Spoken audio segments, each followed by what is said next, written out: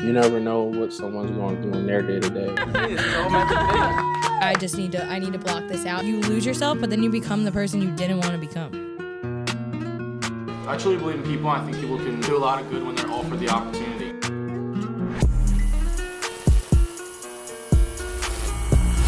All right, ladies and gentlemen, cameras going? All cameras are going? Yeah, it's red. I see it. All right, cool. Let's go. All right, ladies and gentlemen, welcome back to the Loft.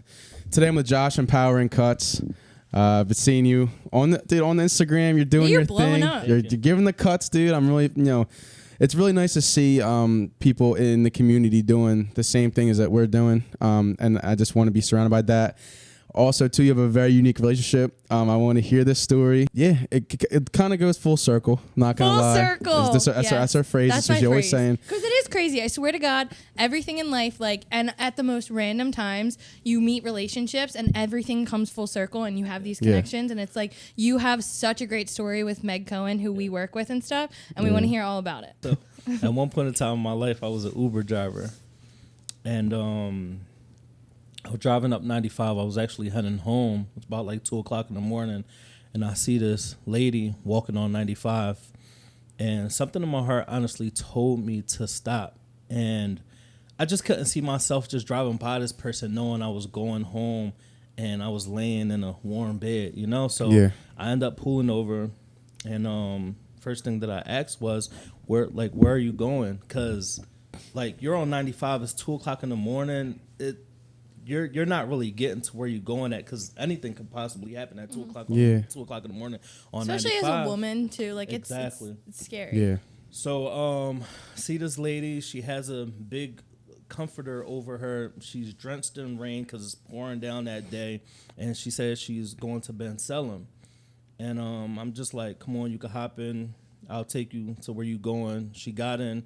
I told her a little bit about what I do, my organization. And dropped her off. About a year later or a couple of months later, I get this DM, or it was probably Facebook. Facebook, probably, Facebook, yeah. She lost Facebook. She started off on Facebook and blew up on Facebook. Gotcha. So it was Facebook, and she was like, "Hey, do you remember me? Do you remember me? I'm the lady that was walking on 95 that you dropped off in Ben Salem." So the first thing that I did before I even responded was look at her pictures. I'm like, man, it ain't no way that's the same person. Yeah, it's crazy. It's no way. Yes. Was this before you kind of blew up, or for sure? Okay, so it was in the beginning. Sure. So how long ago was this? 2-3 years ago, maybe? This was probably 3 years ago. Yeah. Okay. For sure. I probably only had 5,000 followers on Instagram. Damn. What are you at? You're at what? 93? 95. That's amazing, bro. And yes. it's also, and it's for a good cause. Yeah, it's for an amazing cause. Yeah. It's and it's so funny too because I remember when I had Megan on the pod too, she would show me old pictures of her. I'm like, there's no way that's you. It's people who suffer from an addiction are borderline unrecognizable. Yeah. And it's just it's insane.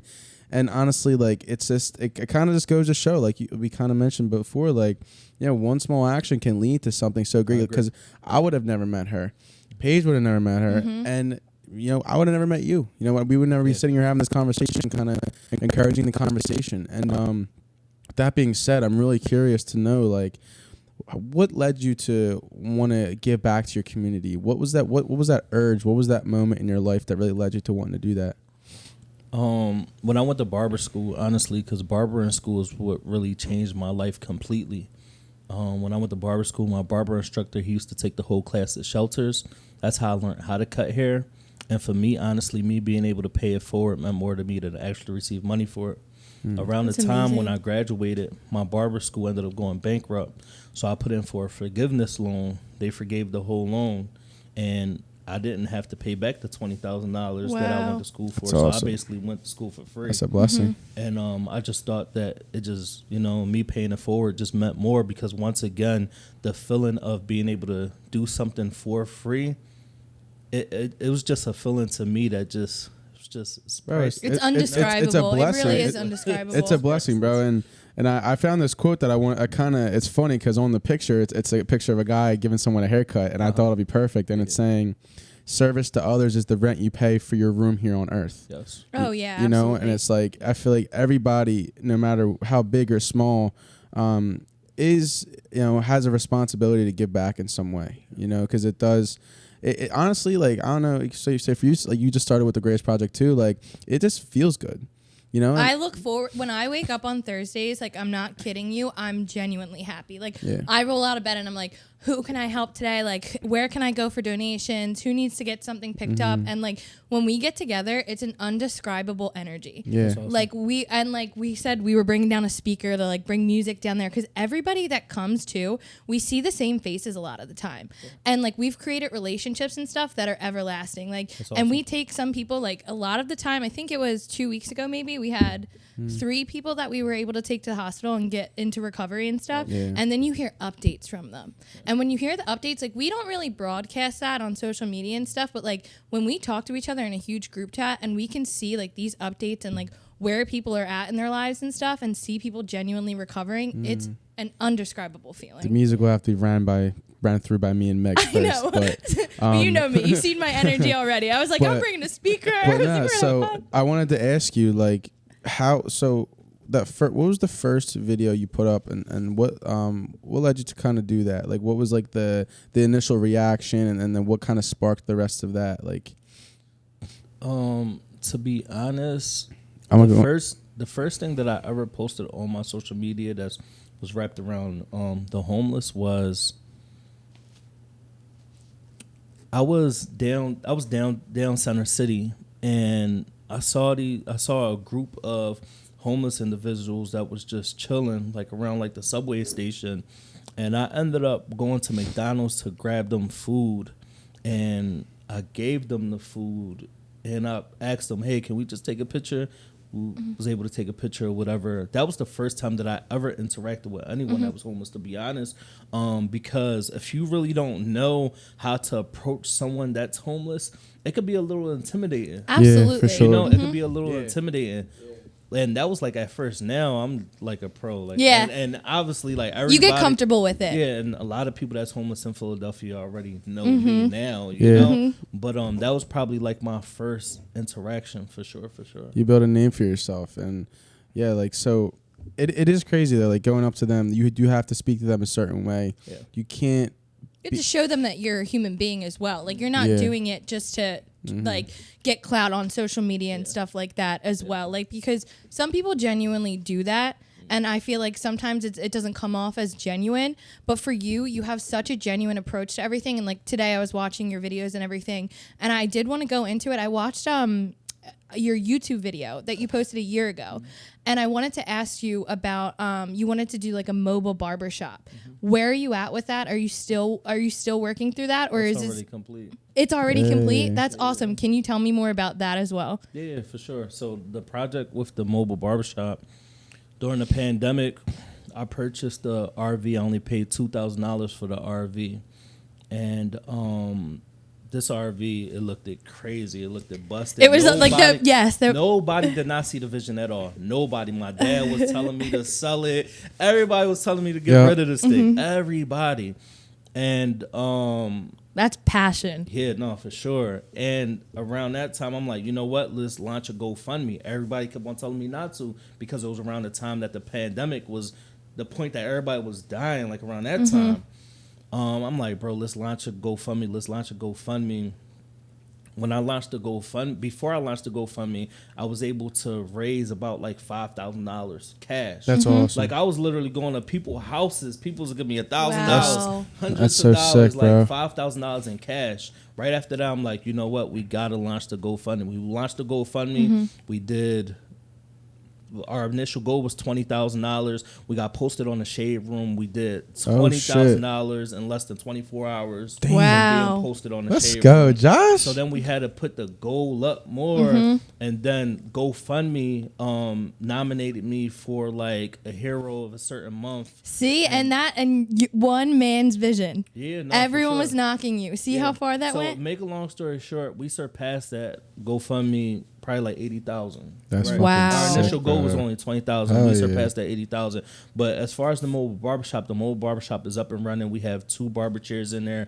We have a shampoo bowl. We have a heating and air conditioner system in there. We have a bathroom in there, Wow. a couch in there, a TV Let's in there, a go. coffee maker, a refrigerator. Yeah, I'm gonna check that You're out. like, sometimes I just chill in there. Listen, if you That's guys great. are out and about, I know tomorrow Thursday, right? So Yeah. if you guys are out there tomorrow, I'd definitely love to pull up on y'all and just provide some free haircuts. Oh my God, I Yeah, will we'll- cry on this episode right now. We'll be there tomorrow from 6 to 8. I'll be there. Let's That go. is amazing. Let's go, See? baby. Full circle. dope. And That's isn't that sick. crazy too? So like just going back to the whole story with Meg, like you saw her walking down 95 North and now you're about to pull up in something that somebody knocked you for, told you wasn't possible, and Meg is turning her life around and doing this, and now you guys are going to be working hand in hand. Yeah. It is crazy what the world can do. Yeah, Like- I can heavily relate to you in terms of like not necessarily the progress yet, but it's still work in progress. But in terms of just like having a vision that no one else sees, and it's like it's a very, very lonely path, and It can be defeating. it can, and it's like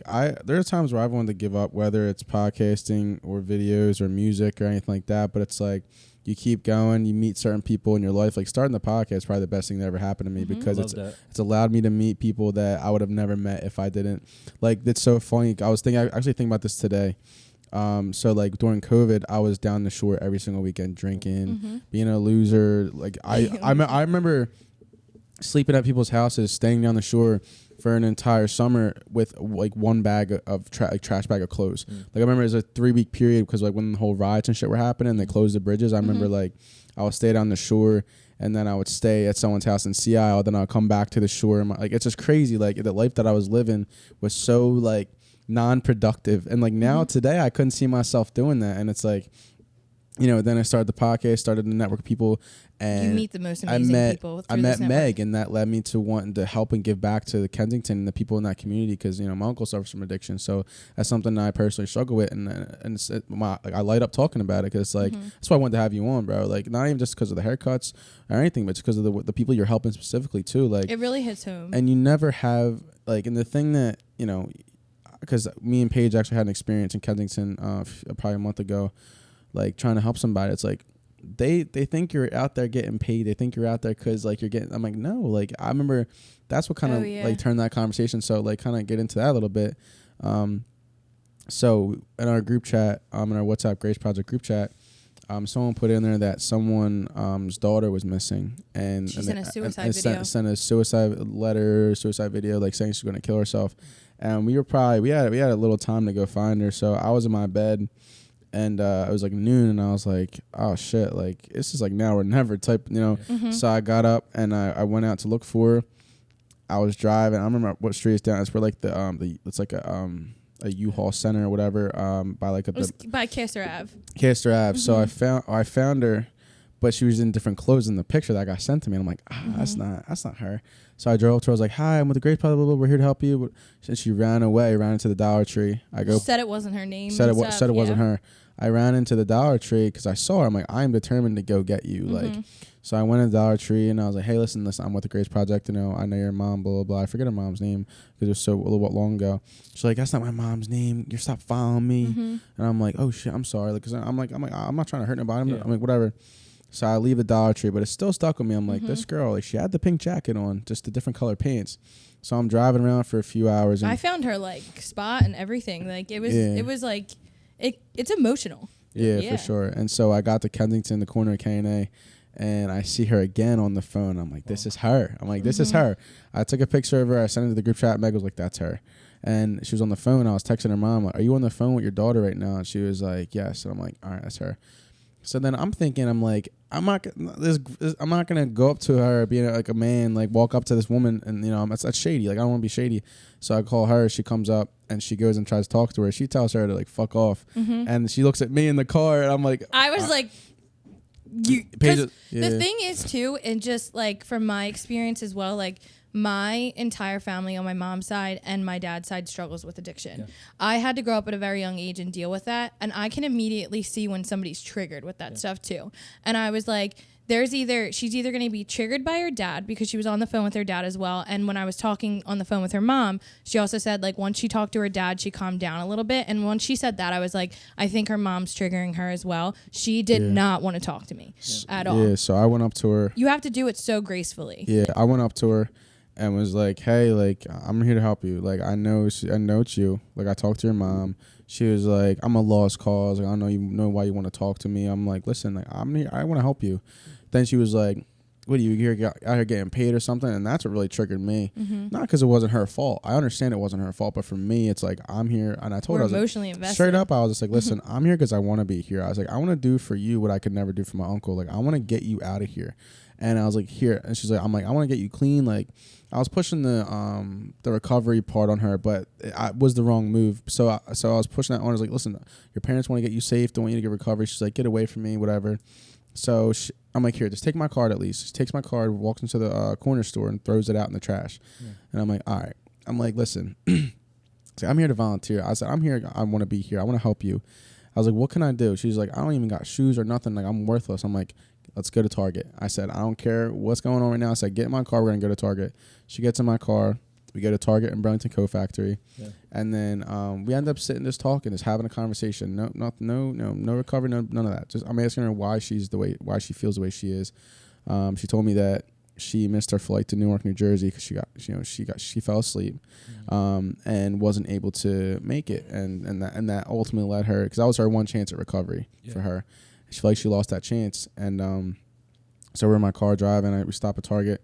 I get her a few things. So then I go to Burlington Co-Factory to get her more clothes because they have way better clothes. Yeah.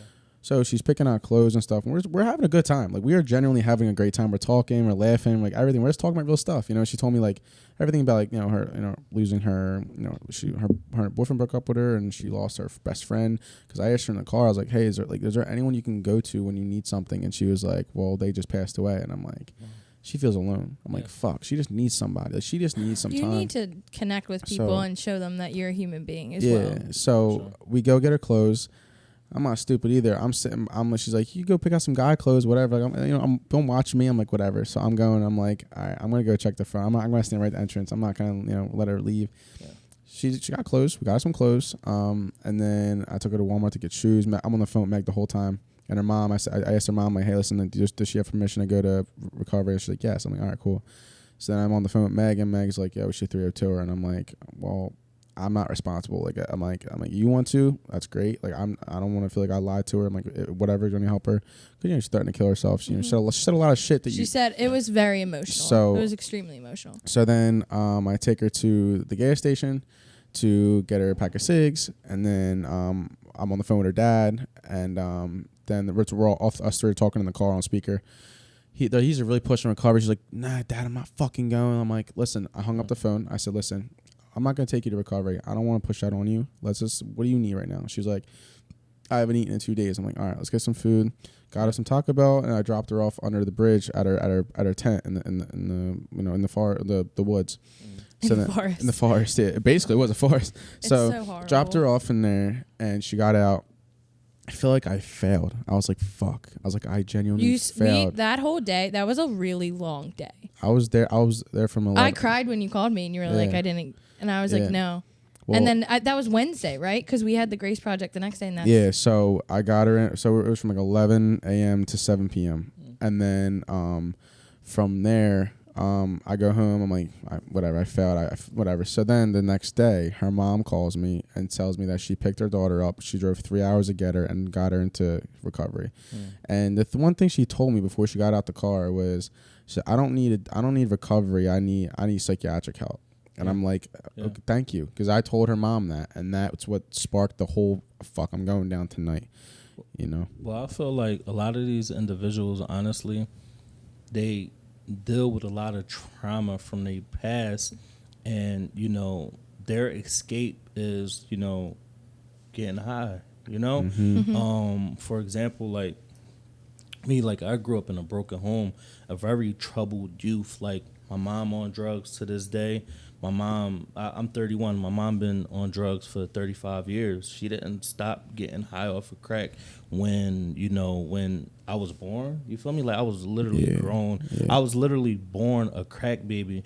And for me, honestly, like to this day, like if I gotta go see my mom, I gotta pull up on a block to go see her. To this day, she's still selling drugs. To this day, she's still prostituting. But I love her for who she actually is. Like I done try to get her into multiple facilities before. I done did all of that. And even put her in a facility that's like 2 hours away from Philadelphia. But the program accepted her. She was there for 30 days. After that, she went to the long-term facility, which the long-term facility was in Philadelphia. And we talking about somebody that had been on drugs for the last 30-something years of their life. They come back to Philly and they know how to maneuver. What they gonna do? They gonna get right up out of there. Yeah, for sure. And like that's why I say like for me like addiction. I never experienced it. Smoked weed one time in my life. Had a YouTube how to roll up. Never smoked after that. Drunk one time in my life. I was 18. Threw up everywhere. Never drunk after that. Don't even like the smell of it. Wow. And everybody got their own little thing. But for me, like it just wasn't for me. But yeah, addiction. It's good that you realize that too, because like for me, like I grew up and I had to grow up at a very young age, and like I found my mom overdosed on the ground like multiple times, and I think that for me, when I talk about it too, it almost like when people like look at me and they're like, oh my God, like you're so strong. It almost feels weird because it's like when I go through it, it's like that was just normalcy for me. For you sure. know what I mean? Sure. So when I talk about it and stuff, I talk about it with grace because this is my story and this is my life. And at the end of the day, it's really hard. I had trouble expressing to people like my history for a while until I came like to terms with everything.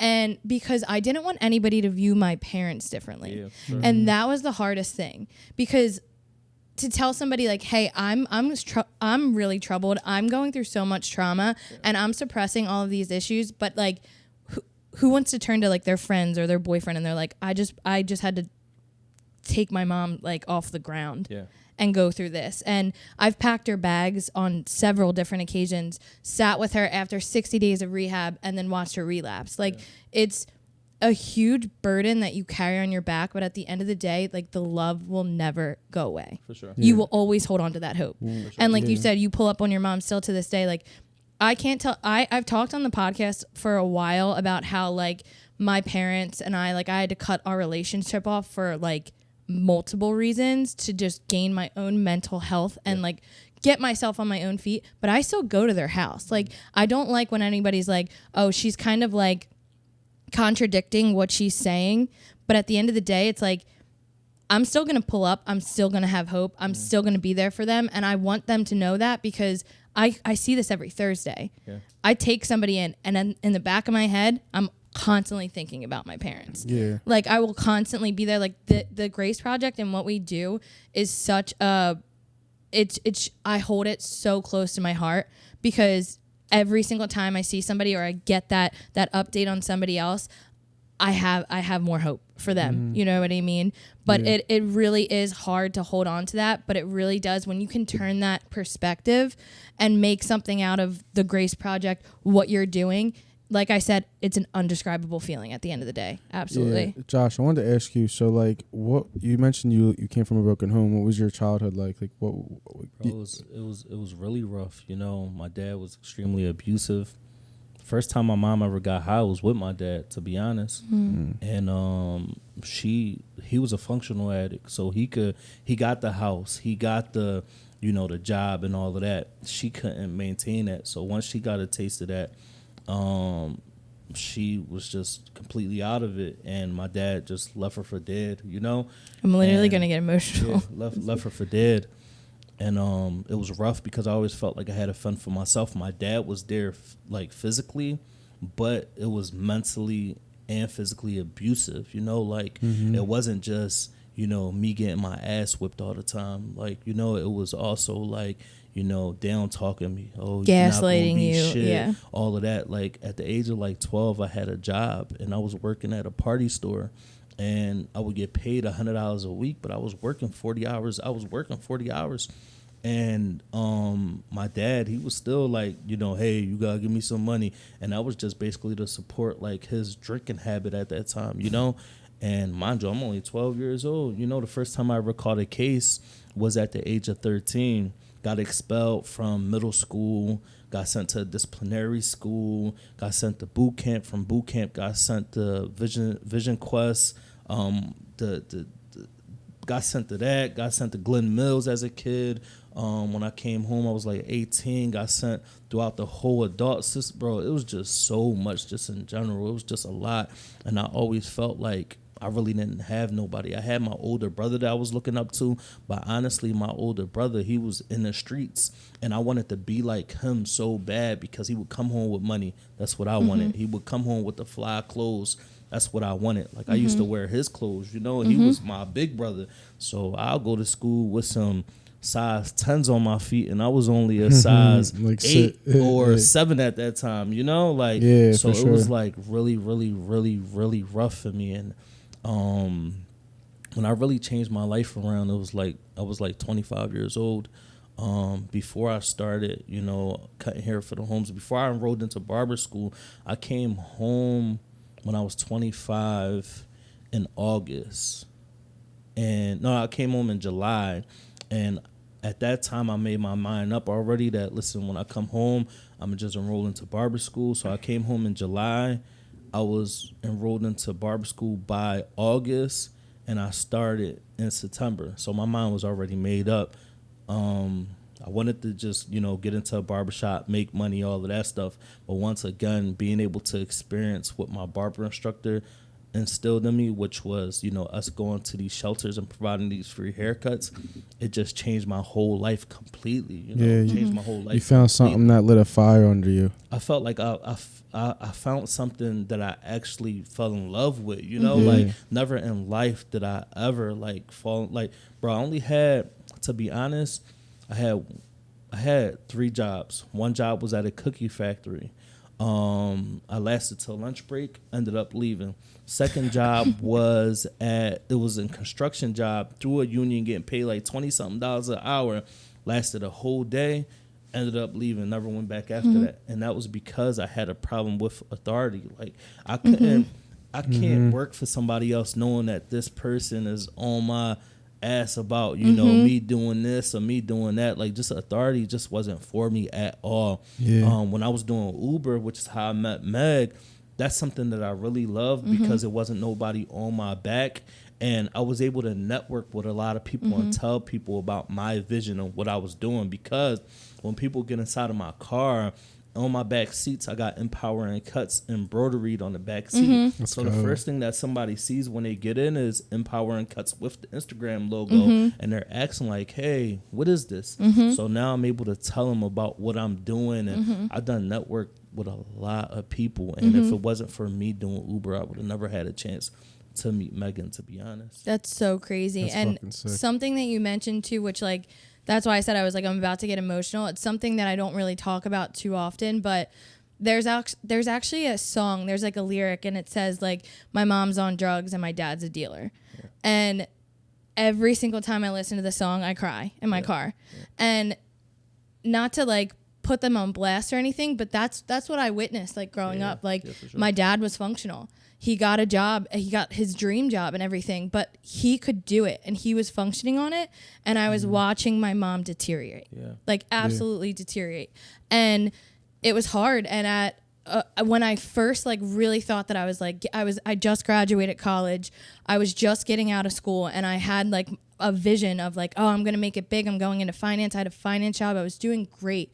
And I came home, and cause I had a little bit of time to myself, and I was like, I think they're doing well. That's what they're telling me. And I came home, and that week I was calling my dad's work, seeing how I could shadily get him into a program without him getting like detained from work and everything.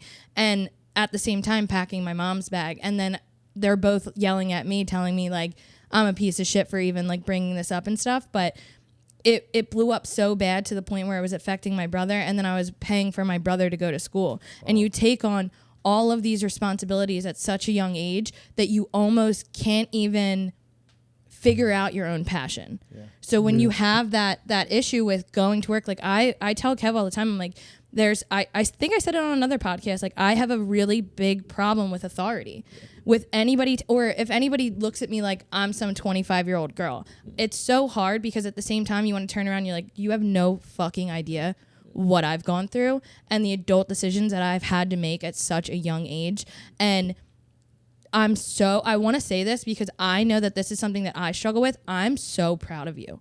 Like, you do not hear that enough. Like, when people hear your story and stuff, it's like, oh, that's awesome, and this, that, and the third. But this is why we created this podcast, and this is what we talk about, is people's story behind everything, because you have no idea how much mental toughness that brings onto you and what you have to go through on a daily basis to continue to drive that vision, because you're still dealing with a lot. And it kind of leads me into my next question as well. How's your relationship with your brother now? Do you have a relationship with him? Yeah, my brother actually, he just came home, and my brother himself, fighting addiction and, all of this stuff, because he been through a lot, right? Mm-hmm. Like, my dad was extremely abusive to me, but my dad was really abusive to him, like, since he was the older brother. We're not talking about spank on the ass. We talking about put my brother to sleep, wake him up by whipping his ass, like whip his ass until he's out in a coma. Like you feel me? Like he's like out, like literally for minutes. And my dad whipping his ass till he wake up. That's how bad that shit was. Like, and for me, honestly, like, it's just a lot of things. Like, even like the relationship with my brother right now is great, right? And like, it's like him wanting that relationship with my dad right now, but my dad is still so old school that it's like, he's it's like talking to a brick wall. Yeah, he's not trying to hear none of that, you know? Yeah. And it's just like, damn, like, because I got a lot of love. I still move for my dad if he need. Agree. Bro, yesterday, he reached out to me because his water heater ended up busting in his basement. Who was there? I was there with my minivan. Listen, just, we gonna go grab this, out of that, all this. Like, I still do that for him because at the end of the day, regardless of anything that we ever been through, my love for him, like, he's I think my dad, right? I think that's what. It's so hard to talk on those subjects too, because people genuinely don't get it. It's like addiction. When people say all the time, like, if you haven't gone through it yourself or have somebody that you've actively gone through it with your family, I appreciate your opinion, but fuck off, to be honest. It's really hard. I'm going to ask both of you, so I'm going to ask you first. You think your dad can become the dad you've always wanted him to be? Do you think that you still have hope for that? I do, and I feel like now our relationship is way better than what it was, and that's because I'm older now. We don't live together, I don't have to tolerate certain things anymore. You probably can't beat your ass no more. Exactly, So like, I feel like, yeah, for sure. I feel like. That's just you have to accept people. You have to accept people for who they are too. Yeah, you really do. And I think that once you kind of going off that question, like, I don't think that as a little girl, my dad will ever be the person that I genuinely pictured. But I've come to terms as I've gotten older that I have to accept them and not set expectations for anything, because that's when I fail myself. And I found myself when I set those expectations and I almost go into things with a negative perception. Yeah. And if I go into that with a negative perception and expectation, I'm failing. Like, I can't.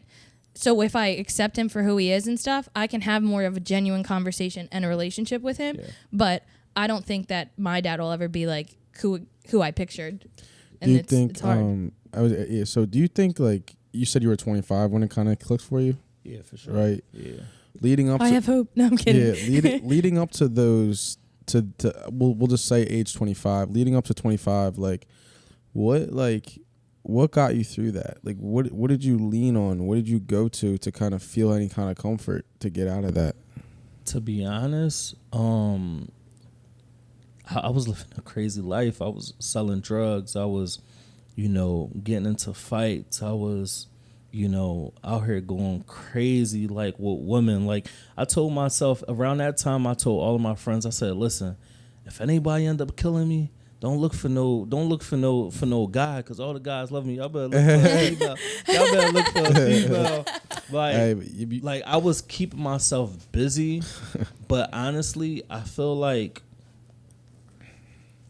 I really don't know. Honestly, I really don't know. That's why I say to this day, like, I'm very grateful to still be here, because I done did a lot in life. I done did a lot in life. And like, even when I'm able to like talk to some of my friends from back in the day, it's like, bro, like, I'm grateful that I'm still here. And I know you grateful that you still here too, because we was running these streets crazy and doing a lot of crazy things. So like, you do it to survive. No, for sure. You do it to survive. And like, honestly, it's like anything else. Like, you get used to it after a while, right? Like, and that's all. It's you normal know. to you. Like, you built that habit. You know. That's all I knew at that time. All I knew was I didn't know no job. I knew how to, get money the fast way, and how to scheme, and how to do certain things. So like, that's just. Have your actions correlated to your? Have they? Has it trickled down to your friends, and you still have those same friends? So I do have some friends that come out and volunteer with me from time to time, which is awesome. I do have some friends that I'm able to bless them with a haircut that's struggling with addiction, that's homeless and sleeping on Kensington. Lots of friends, probably like 10 friends out there right now. Wow. So What show you mentioned that? What's your ultimate goal? Like, if you had, like, obviously, digging a little deeper than a barbershop, granted you want that to be as big as possible. What's your ultimate goal internally?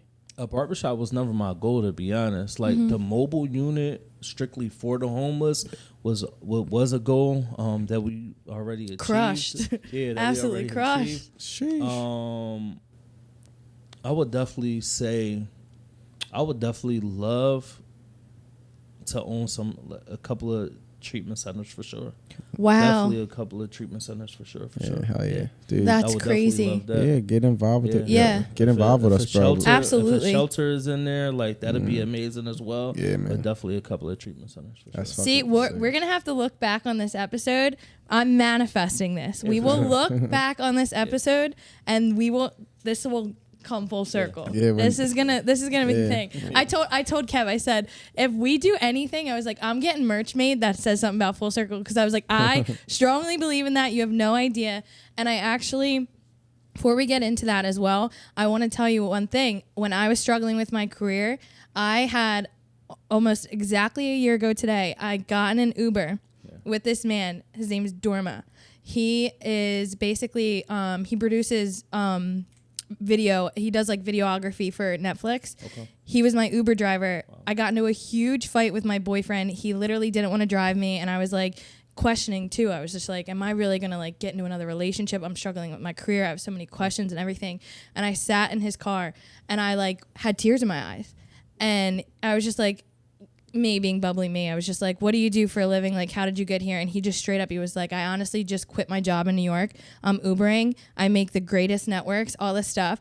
I reached out to him probably around maybe a couple months ago, sent him a voice note and everything. And I was like, I just want you to know, like, I quit my job. I feel so much better. I can slowly see myself, like, coming into, like, my own passion and my own aspirations and this, that, and the third. We talk all the time now. Comments on all my pictures, everything. Literally my Uber driver. I promise you this is not an ad for Uber. Yeah, right. This sounds like we're not getting paid anything for this shit, but it's crazy how Uber really brought a lot of things. It's crazy. It really is crazy, so though. You mentioned how you quit your job. Mm-hmm. You risked your security for peace of mind. For you specifically, how did that, like, that knowing that you're going into going to barber school and starting that, was there any type of like worry or risk that you felt like you had? Do you feel like you had pressure to be something? When I first started barber school, it was very nerve-wracking because I never picked up a clipper a day in my life. That's crazy. That's crazy. Never Rick's phenomenal. in my life. Yeah. Never. So, like, for me, honestly, I was really scared that I would mess somebody's head up and we'll be fighting. You know, especially in Kensington. I wasn't worried about getting beat up because I think I know how to fight, but it was the fact that like, you know, I'll be getting into like, you know, so that was really it, to be honest. Like, that was my only fear, was really like, you know, that, and the book work was stuff that I really sucked at, you know, the whole time, because I wasn't really, you know, into all of that. You're a hands-on person. Hands-on aspect of it. I just loved it so much, you know, and I'm just like, yo, like, I could really see myself doing this, you know. Like, so, yeah, and I want to get into the people that you've been taking care of, too. Like, is there anyone specifically that has stuck out to you, or anything you've kind of learned from these people? Yeah, I learned a lot from all of them, you know, because, you know, Empowering Cuts, I feel like we provide the free haircuts, not only the free haircuts, because it all depends, right? Like, if I'm just going out to Kensington, I'll provide free haircuts. If I have an event, now it's me, it's cosmetologists, it's nail techs, it's makeup artists, it's people that's doing eyebrows, it's a whole beauty aspect that we take care of, you know? Not only that, you know, I've been doing a random acts of kindness for a minute now, you know, whereas though I'm going up to these individuals and I'm asking these individuals, how can I bless you without physically giving you cash or without giving you a haircut? And I raise all of this money on social media, and I'm taking these people into, you know, I'm taking them to restaurants. I'm taking them to, you know, go get cell phones so they can get in contact with their family members. Clothes inside of Snipes to grab some kicks. All these places, you know, that places that they haven't been to in a long time. And I feel like every time I pull up on somebody and I ask someone, like, how can I bless you without physically giving you cash? A lot of people will simply say, honestly, a conversation is cool. And I'm like, bro, I just raised all this money on social media. You're like, I need to get rid of this. I need to get rid of this. And you're like, and you want a hello? What? I need to get rid of this. Get inside this car. We about to blow a couple of hundred real quick. And that's usually how I go, though, to be honest. Learned so much from a lot of people, man. When I was in Texas, I met this guy. He was like, Josh, I don't think you understand how powerful what you're doing really is. And I'm like, what you mean? He was like, not only do you travel the country and provide free haircuts for the homeless, but you're not it's a lot of organizations that come out here and feed us breakfast, lunch, and dinner. There's a lot of organizations that come out here and just give us clothes. Majority of the time, we'll never see them people again. You come out here and you're out here for 5, 6, 7 hours at a time, and you're actually getting to know us for who we actually are. So your service means I think so that's the much most important to part. us, you know? It's 'Cause touching like, them people. It's not like the haircut is cool, but customer service is always number one. And always. the fact that I'm able to get to know these people, it just means so much to me, because like I felt like I had a really crazy upbringing, but when I'm meeting somebody that been getting high off of heroin since the age of 8 or since the age of 9, that's like real, you know. I done met someone the other day that was getting high since the age of 9, like, and first time that person ever got high was with a parent. Well, that goes back to what you said as well, when you said a lot of the times you have these conversations and it's based off of trauma. It's not like somebody just wanted to go and they wanted to get high and they were like, let me dabble around with this. And the hardest part about that, and what I've recognized and what I've taken from my own experience, is breaking that generational barrier. So when you have those conversations, not only are you relating with them, you're showing them, I see you. Because growing up, when you're in a turmoil like upbringing, you don't feel seen. So when you don't feel seen, you feel like you're hopeless. You act so out. Exactly. And to be able to provide that for somebody is, I like you said, the customer service aspect of it and like the humanity side of it. For sure. I see you. It's huge. I experienced that greatly for a few weeks ago when we were in Kensington. Like she kind of mentioned, the energy in Kensington is just on a different level. You know, it's like crazy. We know people by name. Yeah, so like, we became cool. I have 4 boyfriends. Yeah, 4 boyfriends out there. Yeah, it's crazy. He's like, when am I marrying you? I was like, give me a year clean. She's a little flirt out there trying to get people clean. I mean, whatever you gotta do. Whatever you gotta do. I love them though. Nah, I I experienced something super pure a few weeks ago in Kensington, and I actually cried a little bit. I kind of walked away for a minute. So like, there's something so pure in just being like just hearing somebody and just somebody like letting you know that they're seen. You know, it's like, so we had this older guy. What was his name? Remember the guy you took to the hospital? Remember? Oh, that was, oh God, what was his name? Yeah. That was the first time we met him though. That's why I was so I would see him out a lot before you even got involved.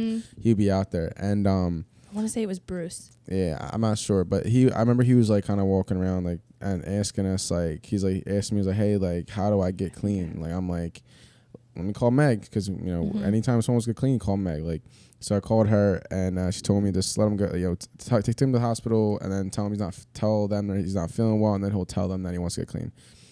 But so then he starts talking, and he's like, this feels better than the lottery, because I feel like I won the lottery with right now. And I'm like, listen, man, this is your second chance to you know, change your life and to get your life back on track. He's 64 years old, and he's saying, listen, I just want some friends. I want to be friends with you guys. Like, I just want to be able to text somebody and tell them that I caught a big fish at the lake. Like, he wants to be able to like go fishing again and like, you know, get his life together. And like, for me, like obviously, like for me specifically, just feeling that like I was that source for somebody, really like. He cried.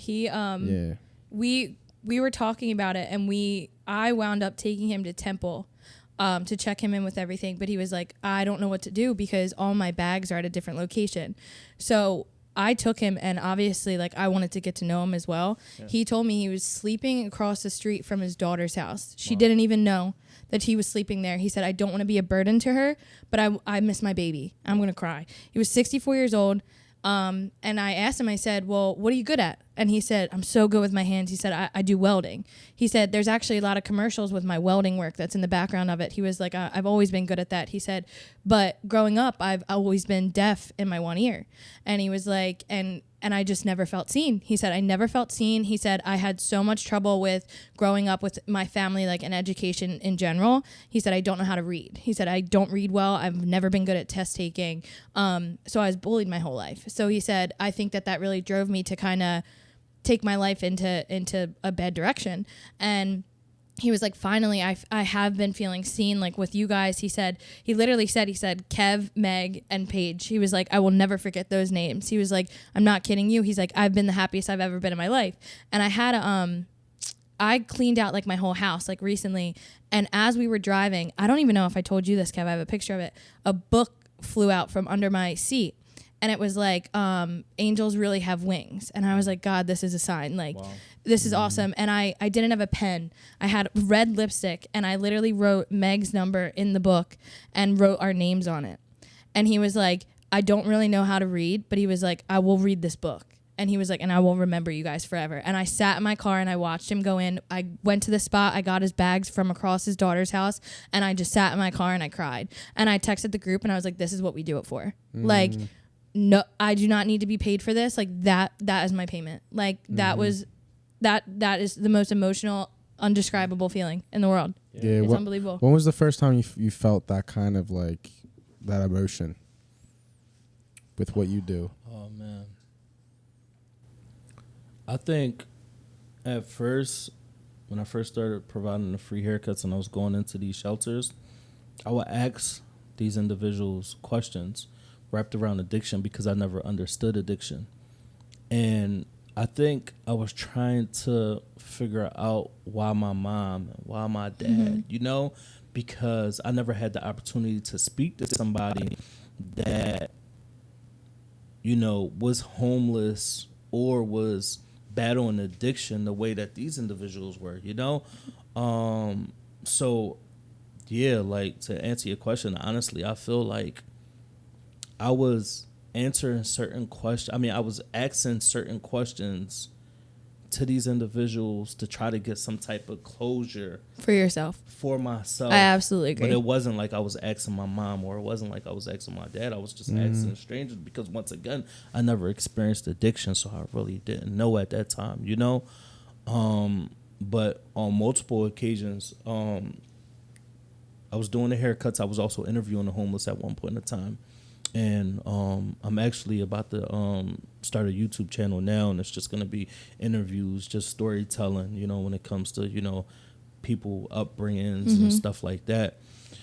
But I remember interviewing It's gonna help this so guy. many people. Yeah, I remember interviewing this guy one day, and he was telling me that he was adopted. His mom gave him up at birth. Mom gave him up, and the reason why the mom gave him up was because she didn't know how to be a mom, and she gave him up. Whatever, he got adopted by this guy. This older guy. It was just him though. He didn't have no family. It was just the older guy, which he owned a candy store. Raised them, did a really good job at raising them. Once the guy passed away, he left him the candy store and all this, and the house, all this other stuff. But he ended up losing everything because he didn't know how to maintain any of it at all. He didn't know. Once he lost everything, he became homeless. And he was like, Josh, I don't think a lot of people understand that I could get clean if I want to, but the thing here is that I don't have no family. The only family that I have is the people that I'm out here with. And that really struck a chord because it's like, wow, like I never really looked at it like that. I never really looked at it like, you know, the homeless community really look at each other as that's all they got. And that's their family, you know? So it's just deeper than just addiction, you know? It's like so much people deeper. that they're with on a day-to-day basis. I never thought and like that. When you get the experience and travel out to other places, you notice that homelessness is different everywhere you go, right? Yeah, like So, Las Vegas you went to too, right? Insane. Insane. Like probably one of the craziest places that I've ever been to. Yeah. For sure, you know? And once again, like here obviously is heroin, right? Fentanyl, stuff like that. So while I'm cutting hair, majority of the time I'm holding people's head up while I'm cutting them. In Vegas, all you got is this. They're filling their face. They're filling their head because the number one drug out there is crystal meth because it's man-made. So they feel like they got bugs crawling all over them, you know? Yeah. And once again, the homeless population in Vegas is crazy because the majority of the homeless population, they stay in tunnels that run underneath Vegas. 200 They miles. have like full blown setups and everything. Yes, they have power down there and all of that. But they got power down there because they still solar panels from the city, and they got batteries, car batteries, and they got to plug up to and all of that. So they got light down there, you know. But it's crazy because you got people that have been in them tunnels for so many years that when you look at them, if you ever looked at somebody that was blind and how they got like that shield over their eye, that's how they look. Like, because they've been down there for so long. The drug dealers come down to like serve them and stuff like that, you know? So like, So I have a question for both of you, actually. So do you think, I mean, from your experience, what we go through and like genuinely connecting with these people, do you think that we have more of a homeless problem? Or do you think that we have a resource problem in regards to mental illness? Because like I said, like if they don't feel seen and stuff, and like I think as a whole, we neglect this community. You know what's crazy? I'm sorry. You know what's crazy is that you feel that way. You might feel that way. I feel like Philadelphia, when it comes to the resources, is phenomenal. That's how I feel. I feel that way because when you go to a place like Vegas, that if you feed the homeless, you get a $300 fine. You can't feed the homeless. Really? They don't want you to feed the homeless there. No, not at all. They don't want you to feed the homeless. Wow. Them tunnels is only 2 nonprofit organizations that go down there to feed them, to feed the people in the tunnels. Even go down there because the cops don't even go down to them tunnels. Wow. So like when you look at a situation like that and you try to compare it, like it's completely eye opening. it's like like here. The homeless population don't have to worry about, going hungry because you got nonprofit organizations that feed breakfast, lunch, and dinner here. You know, you got a lot of resources. You have shelters if that's what you want to get into, but a majority of the people don't want to stay into shelters because they know how dangerous shelters can be, you know? So you got a lot of people that's scared to stay in shelters here. I feel like we have a lot of resources compared to a lot of places that I ever been to. Yeah, absolutely. I'll tell you what we got. We got an opioid problem. Yeah. Sure. Oh my God, absolutely. I agree. I think it starts with that, and it leads to homelessness, and it leads to mental illness. Because think about it, somebody who's homeless, sometimes they got family, right? They don't want to take them in because they know they got an opioid problem because they're doing drugs and they're stealing to get money to get more drugs. For sure. And from my personal experience, my Uncle Mark, had his 3 beautiful kids, had a beautiful wife. You know, he divorced because of his addiction, and he had everything. He had everything, but he suffered from a disease that he acquired when he was younger, and he did drugs when he was younger in high school with some of his friends, and he lost everything. And now he's suffering. He's in the worst state of his life. And that led to mental illness, his mental health declining rapidly. It led to him, borderline being homeless, has a shitty apartment. I think it's an opioid problem. And that's a whole other conversation. It is. You know what I'm saying? And that's like, that's my genuine opinion. People can be homeless, but also at the same time, if you don't have a drug problem, go get a fucking job. Go work at, somewhere that pays you maybe $7-8 an hour for, work there for a year, right? Save up, do something, and then build up to that. Build up for that. Yeah. Granted, I know people don't have great situations. You're Exhibit A. You came from a broken home. I personally never struggled with that, but I think it does start with opioid the addiction, absolutely. at least I everything think else. That's huge too. Like a lot of the family members that I have, it was. One got a hysterectomy, was given perks, boom, and it runs in our family too. Like everybody has leaned on. I'm not kidding you. Off the top of my hand, I could probably count maybe 4 people that are clean in my family. Like that's how horrible it is. But and it's all opioid addictions. Yeah, It's crazy. Yeah, no, I agree. Because once again, right? Like let's just say, for example, end up breaking your leg. What happens? You go to the doctors. They prescribe you a perk, right? Let's start from the perk, the 602. From the 512s being the cheapest perk to the 602s, from the 602s to the perk 10s, from the perk 10s to the perk 15s, perk 15s to the perk 30s, which is the highest dose of perks that you could possibly get is the perk 30s. And once you run out of your script, you buying them from the streets. Yep. What perk 30s right now is like $50-$60, and it gets really dangerous. And that's an expensive high. That's an expensive high. So you telling me you spending $50, $60 for one pill, and honestly, you probably taking 10 pills a day, right? Yep. So much money for that, you might as well just buy. Or I'm not saying you might as well, but a lot of people, they just let me just buy a $5 bag of dope. Yeah, it's cheaper. Absolutely. I want to dive a little bit deeper in your family. What are some? I know you ask people in Kensington some questions you would never ask your mom. What would you ask your mom? What's crazy is that I had an opportunity to sit down with my mom before the last time I was able to get her help and put her inside of her treatment. I actually interviewed her. Wow. And the intention behind that was, hey, I'm about to launch this YouTube channel. I think a lot of people will be interested in watching this video. So I was able to interview her. I will probably never drop it because she just said so much on that interview that it'll just have my whole family just like turmoil, crazy, right? Crazy. Yeah. So I would probably never share that whole thing. I might share pieces of it, but I'll probably never share. You're the behind whole the thing. camera like Jesus fucking Christ. Crazy, like, but answer that question. I mean, say that question one more time. I'm sorry. Nah. So you mentioned how you talk to people in Kensington, you ask them questions, that you've always wanted to ask your mom. Yeah. What would you ask your mom? Honestly, I think she answered everything when I interviewed her, honestly, and it was just more like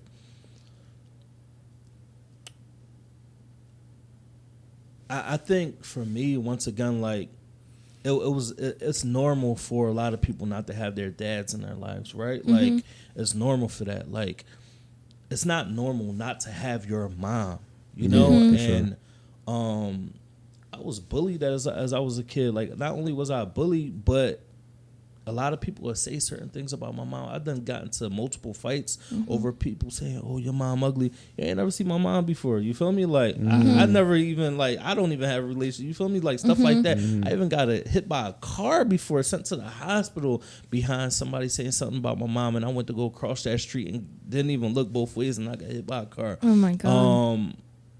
So, yes. Was there anything that she said that like really struck you where you were like, I've been wondering this like my whole life, and she kind of came out about it? I think the fact that she admitted that she wasn't ready to be a mom, meant the world to me, to be honest, which is why, gives you a little bit of closure. Yeah, which is why, like, my dad had me and stuff like that. And, my grandmom and all of them had me, because I definitely had questions. I didn't know when I was a kid. I really didn't know, Whereas though now, like, I have an understanding, like, it's addiction. It's not her. It's addiction, it's not her. Like, I got a lot of love for her, That's what sucks about it too. Like, when people do bring that up and everything, like, it's just not them. Yeah. And you see the good parts of them and stuff too. Like I said, like, when my mom would go into treatment and it would be like 90 days and like she would make me like origami and all this stuff. I still have it like sitting around my room, and I look at that and I'm like, I remember just like that one conversation I had with her when I was like, that's my mom. Yeah. Like, you have those moments where it's like you hold on to that, and like that's the love. Yeah, the last facility she went into, it was a Christian-based facility. And wow, she was calling me, talking about God, talking about Bible study. I'm and like, you're like, who am I on the phone with right now? Yeah. And it was beautiful. We had a lot of beautiful conversations, and even to this day, she just came home from jail. The time that my brother was locked up, she was locked up. They were actually in the same jail. And she came home, so she home now. But once again, she running the streets doing her. And at this point, I just gotta such a roller accept her coaster. Yeah, but at this point, honestly, I just accept her for who she is. Exactly. Like, I love her. Like, if you that's ever all you need can something, do for your own mental state and stuff as well. Yeah, it's all you can do. If you ever need me for anything, please don't hesitate. Call me, text me, whatever. She always talks about how she wants to volunteer with me, and do some stuff down there. And I'm like, cool, that's cool, but. Maybe you can be the change. Maybe, and sure. I know, as long as you can keep, and I know, pushing. And I know that there's so many different variables that go with it. But like, does she see what you do, and does she know what you've accomplished? Yeah, for sure. She's extremely happy for me, to be honest. Because from her, it's breaking that generational curse too. For sure. From her, I'm the youngest. So it's me, my brother, and then my sister being the oldest. I'm the youngest of her children, and she's extremely proud, for sure. Yeah, that's good. We're proud of you. Thank you. It's unbelievable. It's a crazy ass story, man. You've been through a lot, and you had, and we've had people on this podcast before, but you've had every reason not to. You had every reason not to be the person you've become, and instead you've beat the stigma, and now you're able to share that, and like your page is killing it right now, and it's like you have no reason to stop, and you have so much people behind you, like being able to raise like, what do you say, 20,000 24 hours, some shit like that, some crazy shit, like that's unheard of, and it's like, and I brought up your friends earlier because I hope that it's something I'm trying to do as well, as like lead by example, and whoever have people come like Paige and Dylan, like people come into my life who want to be a part of that, and it's like it's tough because you had a vision that no one else saw, and no one believed in it, and people criticized it. Your own dad did. It's hard. It's one of the hardest things to get. I want my dad's approval so bad, and it's crazy. Like, when you don't get that approval, it can be daunting. But like, instead you kept pushing, and now you're living it. You got your first RV, and now you're gonna be building. Who knows, whatever your goals are, man. To the moon. You're gonna, real shit. You're gonna get them, bro. And I really am. Like, that's man respect, and that's why I wanted to have you on. And I could just see, real recognizes real, and that's 100%. And you kind of hit on that earlier. Real recognizes real, and you're a real ass dude, man. And like, and everything you've been through, and the shit you've done, and like, it's inspiring. It's absolutely inspiring. Yeah, and I try to bring myself into that a little bit, and that's why I'm out in Kensington and just try to express myself. I may have never been in Kensington in my life. I never had to struggle the way you may have struggled, but I just want to understand. I want to help others, and kind of like you raising that money, being able to help those people is like one of my biggest goals in life. Actually, is to be able to do that for a career. And I remember like when I was going, I was out like looking for gigs in the city, right, for DJing. Yeah. I was giving every bar my business card. And every homeless person, I gave them my business card, because I said, hey, listen, like, I don't know if you have a phone, whatever, but this is your lifeline. If you need it, like, call me, I'll get you a meal, I'll get you something. And you actually did inspire me, like, to make me start my own GoFundMe and maybe do that and kind of follow in your footsteps a little bit. So may respect to you, bro, and your story is fucking amazing. And I have a quick question as well. Is there anybody like that inspires you that you like would look up to? It's a great question. What's crazy is that inside of the RV. Hey, turn my little Inside of the RV. There you go. I have a painting portrait of Steve Harvey. Hey, Steve Harvey, Yeah. let's go. Inside of the RV. Well, And let's go. Honestly, I told myself, like, honestly, I don't care for meeting anyone in life but him. Really? And that's because of his story, though, right? How he was homeless for X amount of years, and he didn't become successful until he was, 35, and crazy. he gives me a lot of hope. Seriously, he does. He Wow. really does, I was gonna say you can give him a cut, but he's you can maybe get the sideburns a little bit, or his mustache. Yeah, his But mustache. it's crazy though, He 'cause- really, yeah. and that's another thing too that I wanted to hit on too is like there's no, and for the listeners, shout out to you guys. I mean, I appreciate you guys for listening. And we've been getting a lot of support recently, which is really nice. And like having you on, I'll be honest with you, it's probably my favorite episode. This is hands down my I don't favorite ta- I episode, and it hit home so much. Yeah, this is and probably goes hand in hand with a lot of the stuff that we back and Yeah. believe in. So it's crazy. He didn't get successful till he was 35. Mm-hmm. Yeah. Me personally, I always put a clock on it. I'm like, oh shit, I'm 25. Yeah. I'm getting up there. Like I gotta figure my shit out. I feel like a weight is lifted off my shoulder after Yeah. this episode, to be Yeah, completely for sure. honest. Yeah, no, for sure. And it's like, yeah, it's just like if you have a vision, just go for it, and as much time as it takes, Yeah, for sure. So Keep pushing. what's next for you, bro?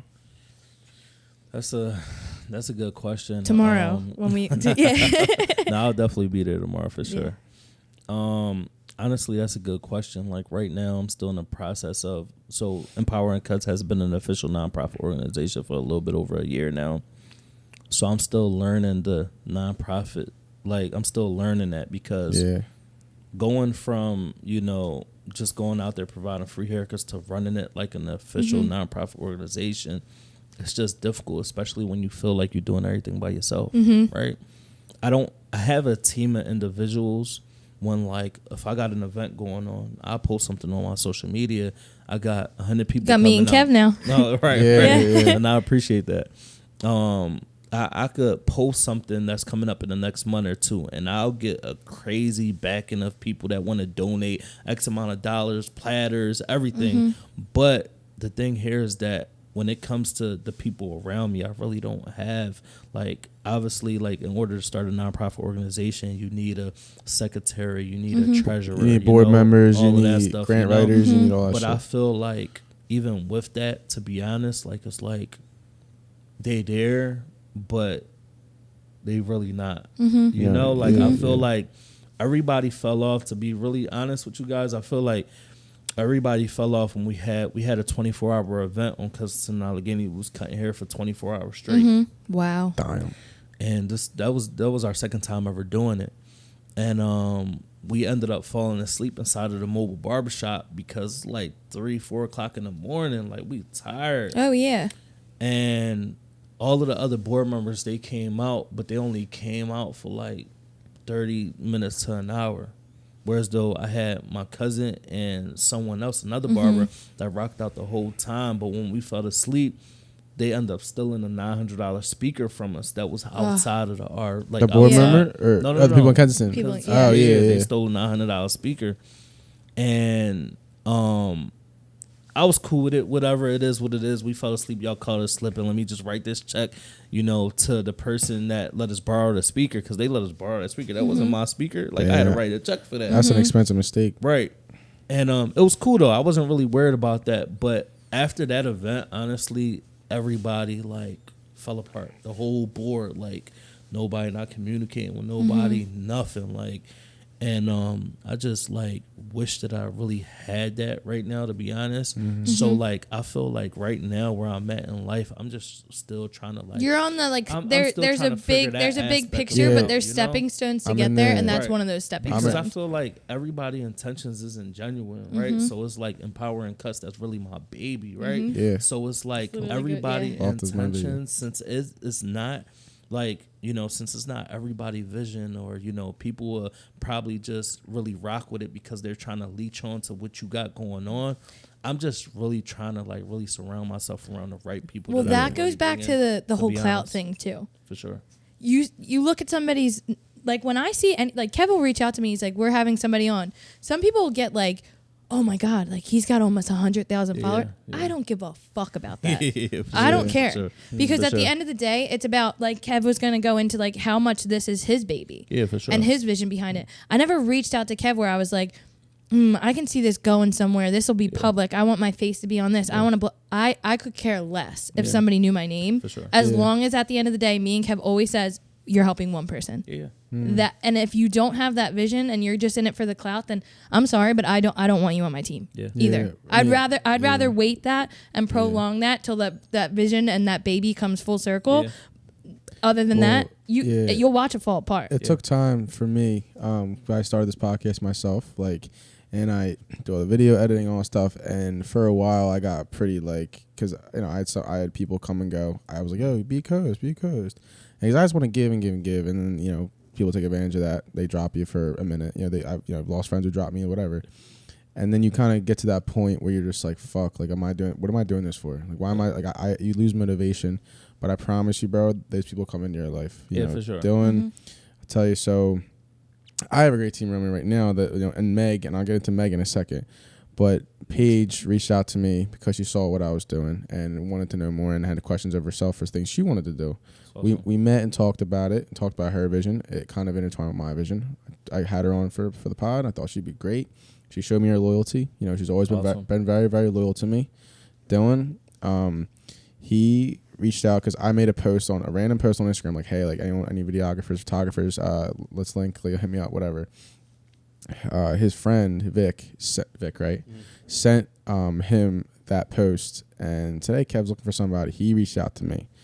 He came, we filmed something together, and then was Pottstown our first video? It was Pottstown, yeah. Yeah, Dylan, that's why the microphone, yeah. That's why Dylan has the mic. So, the quick story. So I worked with Teach One Feed One. If you know Darnell Young, right? That's Darnell. That's the reason why I'm a nonprofit. Darnell. Wow. Really? Full circle. Darnell is just the GOAT, man. Darnell. Yeah. So Darnell, he actually nominated me for a humanitarian award. Wow. And they the ones that paid for empowering us to turn into a nonprofit. And the RV I purchased from his sister. Dude. Wow. It's fucking crazy. It's crazy. So it's crazy. Darnell, Stars aligned. I had Darnell on my podcast, right? Okay. And he was like, yo, so I'm giving away a car like next week. He's like, I'm working the numbers out. I'm like, let me know when you're there. I'm gonna be there. Yeah. So I drove down from the shore like 2 hours. I hit him up, said, yo, I needed someone to film this for me. Will you come and cover it? He drove like an hour. Drove an hour. First time we met. He filmed it for me. He got we surprised a girl with a car, right? She somebody who's in a recovery house. Darnell got the car. I helped him out, just covered it, whatever, sent him the video, whatever. We surprised the girl, and then he filmed it, made a great video out of it, and he showed me loyalty by driving an hour just to come and film something for a kid he never met before. And that was the thing I wanted to say about too is before I hit you up, I checked out your whole account and everything, and like you said, I'm a videographer, photographer, so obviously you can make your clients make your money. I was making music videos for forever, but obviously even though I just have a camera behind me, I want to show off things that I genuinely care about. Love that. So when I saw him doing what he was doing, I was like, I don't need anything. Just let me come show it off because this is what I want to show off. I want to show off something positive, not just a music video or not just a commercial, something that actually means something. You know what I mean? I love that. Yeah, he believes in the vision. I'll give him $20, $40 here and there just to cover gas and whatever. Whatever. But so you're gonna have to step your game up. Don't worry. yeah. Yo, I told him. I said, listen. I said, when we get big, we get big. We all eat. All right, you gotta grind a little bit, right? So, and then with Meg, started volunteering with Meg, and she obviously is the founder of the Grace Project, and she had a lot on her plate, and wanted to give me some responsibilities. So we did the Give a Little Hope program together. We start doing that every month. And we filmed the video together, and we did well, whatever. And then she asked me to take over with as a volunteer coordinator for the Grace Project. And by me showing her that I can hold that responsibility and get people on like Paige and Dylan when he comes out, and our friend Maddie, getting people to join and see the vision, takes loyalty at first, and that's such a hard thing to grasp. I guess that's what I was getting at, is just the loyalty It's part. also aggravating. Yeah. I can't tell you how many avenues I've went down in my own life where this was ultimately our visions aligned with stuff, and I've always followed Kev, and I've always watched the videos and stuff that he was putting up, but little things just start to fall into place exactly at the right time, as crazy as that sounds, and it's such a rewarding light feeling. to just watch that just fall into place. And the thing is that you have Can't rush the it. advantage you really have is that you don't need anyone to do anything. You've done it. You've done it yourself. You've proven sure. it. You've built that following for yourself. So like you'll find those people over time, and you know. You know what's crazy is that, like you said, like you had, you had people reach out to you. I get that all the time, right? It's hard for me to go through all of my messages. Yeah. So I can imagine all of the messages that I have and all the opportunities that I have within my DMs. It's just hard for me to go through all that. Well, I especially probably have hundreds and hundreds Maybe- and hundreds. Like, Yeah. during the GoFundMe and all of that, like, I know everybody giving Ben Simmons, That's the first thing I said when I got in. He actually reached out to me, like, when I had to GoFundMe up and all of that. and Wow. they wanted to do some work with me. And once again, like, honestly, like, I'll talk to someone, and regardless of celebrity, status or anything, like I said. right, I'll forget, only because this person has reached, this height in their life. I'll still forget, like, damn, like 2 months passed by. Damn, I forgot that I had to call Ben. Like Yeah. stuff like that. It happens all the time. Now he's it's in just Brooklyn. I feel like I be having so much going on that once again, like, honestly, I wish I had somebody that could just, take over the social media for me. But right now, especially when you grow something organically, it's hard to give someone that responsibility. Oh my God, right? yeah, 'Cause absolutely. It's like, bro, like if I go back to zero, that's Yeah. gonna be tragic. You're for like- real, you know? I promise you, bro, you ain't going back to Yeah. you ain't Yeah, going no, back for to sure. zero, bro. For Your sure. your videos For are too good. To be honest, Yeah. I honestly believe it when I say this. I think you're just at the beginning. Yeah, no, for sure. Yeah. Yeah. I Like agree. you're so big right now, but there's like you are at the What, beginning. It's gonna be Who huge. does your videos? Like, who makes your videos and puts them together and films them? Like, in God, I do. Yeah, you do. You edit shit too. Like, you edit on that Bro, I too. do all of that, bro. Did that take you a while to grasp onto that? Not really. Yeah. Not really. Well, it did. It did. No. It did Yeah. because if you look at all of my videos from the very beginning, you see the transition of the videos from where it used to be to where Yeah, it's bro. at Yo, now. Right, yeah. I'm gonna You show want you. something done right, you gotta do it Yo, yourself. I'm gonna show you episode 1 when we're done filming this shit. My Yeah. first episode, Yeah, bro. it's wild. And it's crazy because like, and I know why you said it didn't feel hard because you loved it. Yeah, right? for It's sure. your baby. Mm-hmm. Like for me, like learning how to do certain shit. Like I'm like I didn't think twice. I didn't think twice about building the studio. I didn't think twice about Yeah. any of that because it's like Yeah. it's my baby. I love it, and it's like I see where it's going. Yeah. So it doesn't when you love something, it doesn't feel like it's a lot of work. You know. I agree. But You also don't really care what anybody else has to say at that point, Nah. too. You're like, nope. nah, but listen, bro. I want to work with you really Yeah, bad. absolutely. I really want I'll to work be out with there you. tomorrow, man. Yeah, that's what I'm Sure. saying. And me and Dylan and Paige too. If she's down like me, I know me and him want to start doing field videos. I know Yeah. you did. You like I like that you asked that question. Yeah. How can I bless you without giving you money? Like Yeah. I love that, and that's something I want to do as well. Just to genuinely and also to try to cover that in a way that comes off as genuine. Organic. Because that could be tough, but like. My thing is that I want to expose people to that and to help people see that. That's why I love that you're posting that on Instagram because you could be out cutting hair and not filming it, but like, who's gonna see it, right? Yeah, It's not gonna build that GoFundMe account, Yeah, for right? sure. Like that's what that's all about. You know what I mean? Just building your network and your following just to be able to help other people. Yeah, Like, for you sure. know Charlie Rocket? Yeah. I love everything. I love that they Charlie do. Rocket, bro. Yeah, I love He's everything the that they best do, because for he sure. just wants to help people. Like that's Yeah. what I want to do. Like, Yeah. and it's like this is like one way I can do it, you know, Yeah. and by And- having you come on and Yeah, and honestly, that comes from once again building a platform. Whereas though, for me, right, like I built a platform on Instagram, 95,000 followers. To TikTok, I got about probably 250,000 followers on TikTok, and honestly, I feel like I got individuals that support anything that I got going on. So if I'm starting a random acts of kindness, I think I'm probably going to start it probably within the next 2 weeks. I'm going to start another thing of random acts of kindness, and this is 7 days of random acts of kindness.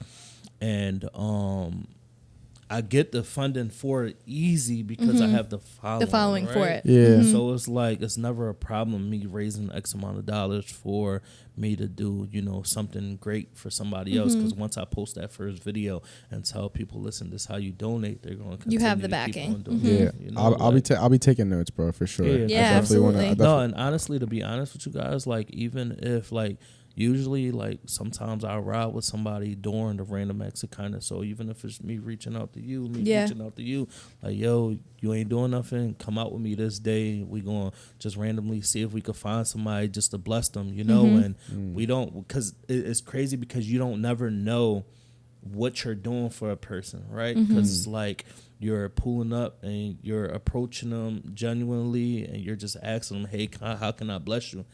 They could say anything, you know. So it's always surprising. Honestly, it really is. I agree. Josh, thanks for coming on, bro. Josh, you've been great. Is there any pieces of advice, anything you want to leave us off with? First thing first, thank you guys for having me on of this course. pod. Seriously, I truly appreciate it. And the best advice that I could possibly give is, honestly, even at a time when people might tell you, you know, this is impossible or that is impossible, you just really gotta stick with what you believe in, because anything is possible. Yeah, to man, be honest, it is. With a little bit of hard work, a little bit of creativity, and just and a drive and a passion, for sure. Ladies and gentlemen, this is LOFT. Josh, we love you. Thank you so much. Uber, I want my fucking check in the mail. I swear to God. I'll be waiting for my check. But ladies and gentlemen, this is the LOFT. Episode 45. Episode 45. Paige Pullman, Josh Empowering Cuts. Thank you for having me. Producer Dylan. Producer Dylan. Yes, Always sir. a pleasure. Amazing episode. All right, guys. Peace. Peace.